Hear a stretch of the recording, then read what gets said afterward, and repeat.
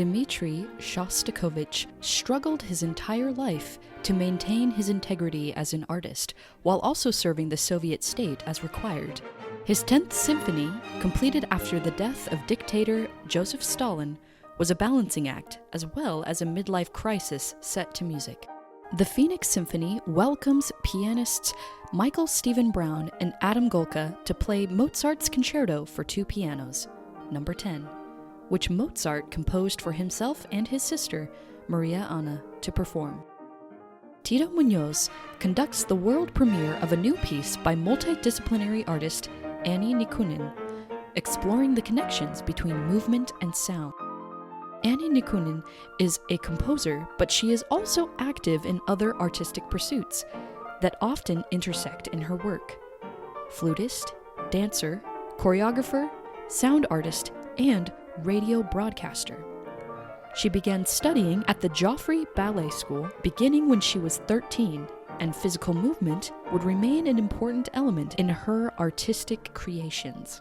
Her musical compositions often entwine with ballet, modern dance, and contact improvisation, and she has been deeply engaged with questions of sound-body connections, composer-choreographer relationships, and the correlations between sound and gesture. Her website states that she seeks music performance, composing, dancing, choreographing as four sides of the same square.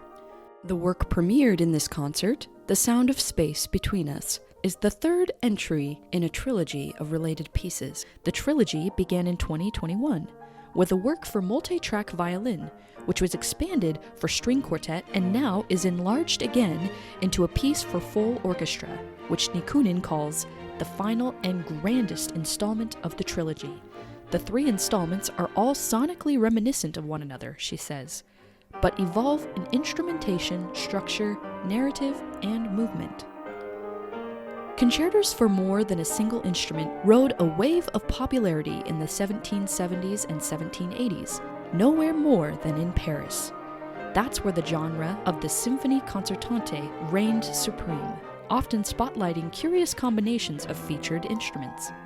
During an extended visit to Paris in 1778, Mozart had ample exposure to this style of French music.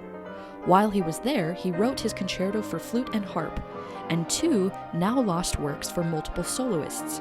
And upon his return home to Salzburg in January 1779, he worked on more works in the French mold, including two further symphony concertantes, one of which, for violin and viola, is one of the masterpieces from this phase of his career. The concerto in E-flat major for two pianos and orchestra followed it immediately. Although we lack information about the genesis of this concerto, historians assume that Mozart wrote it as a piece he could play with his also precocious sister, Nannerl.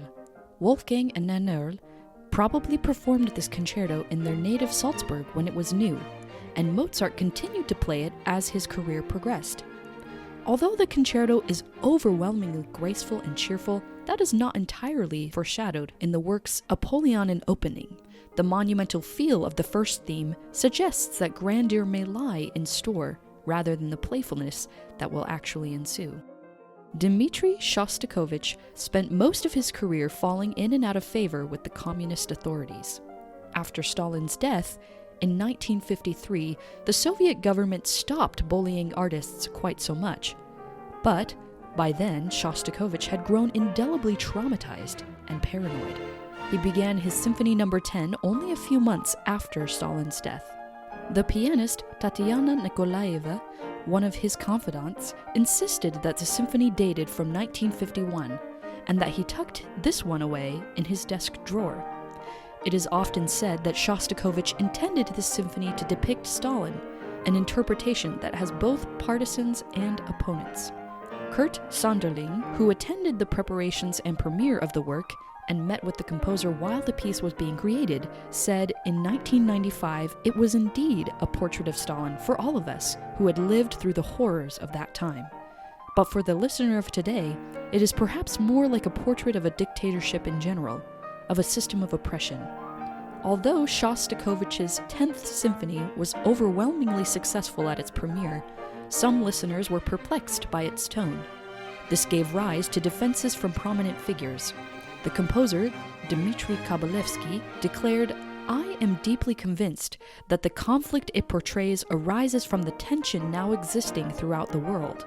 And the violinist, David Oistrakh, said, "The symphony is imbued with the lofty ethical principles, deep humanity, and genuine feeling of a great artist and patriot. Its strength lies in its enormous dramatic effect, its sharp conflicts, and the captivating beauty and propriety of its language." It was inevitable that so prominent a new work should attract the close scrutiny of the composers' union.